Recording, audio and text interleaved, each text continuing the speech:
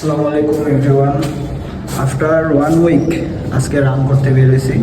তো দেখি আজকে 10 থেকে 15 কিলোর মতো রান করব। আজকের ওয়েদারটা অনেক শান্ত, বৃষ্টি পড়ার সম্ভাবনা নেই। ওকে, লেটস গো।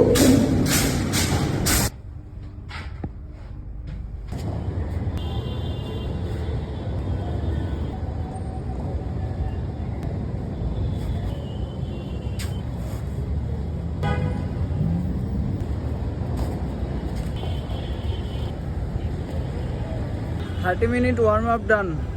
ঢাকা শহরের এই ব্যস্ত নগরীতে প্র্যাকটিসের জায়গা থাকার অভাবে এভাবেই প্র্যাকটিস করতে হচ্ছে। আমি এখন আছি সংসদ ভবনের সামনে। Already 5 kilometre complete.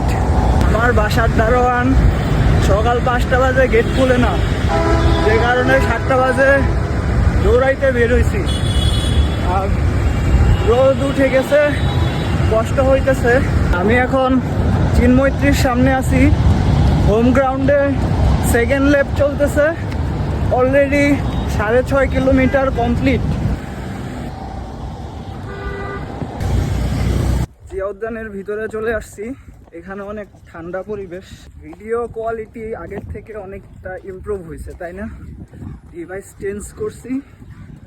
আর রিজন হচ্ছে লাস্ট 2টা বেস্ট টাইমিং আর আমার ঠিক মতো রেকর্ডই করতে পারিনি।